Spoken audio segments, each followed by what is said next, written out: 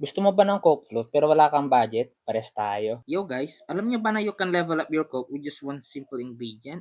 Yep, Milo. So today I'm gonna show you how to make the ultimate Coke float at home. Super easy at sobrang sarap. First, kunin mo yung tirang Coke galing sa birthday. Tapos kuha ka ng baso. Yung kukunin mong baso dapat medyo malaki para marami kang magawa. Tapos bili ka ng isang sachet ng Milo. Mura lang yan, wala pang 20. Libre na nga yung Coke. Sheesh. First, buksan mo yung Milo. Then, ilagay mo yung kalahati. Huwag mo ibubuhos lahat, baka masaktan ka lang. After mo ilagay yung kalahati ng Milo, itabi mo muna yung kalahati kasi lalagay pa natin yan mamaya. Then, kunin mo na yung tirang Coke galing sa birthday. Sarap yan, galing birthday. Now, ilagay mo na yung Coke sa glass. Sheesh, glass. Dahan-dahan lang ha, baka mag-overflow, parang feelings mo. Whoop, tama na yan. Then, kunin mo yung kalahating Milo na sinantabi mo kanina. Kasi kung titignan mo dyan, ayun hindi pa nalo mabuti Kakaunti pa lang yung nalagay na Coke pero litaw na yung float. Sheesh, float.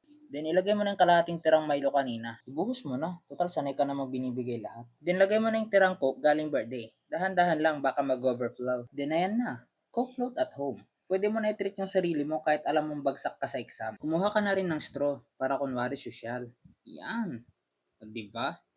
Tuloy mo ng konti, baka meron pang buo-buo sa ilalim. Subukan nyo gawin to. Pag di masarap, pa-check up ka na, baka may sira na dila mo. Comment ka dyan kung gusto mong itry to. Share mo na rin sa kasama mong bumagsak sa exam. Save mo na rin tong video para may babalikan ka pag gagawin mo na.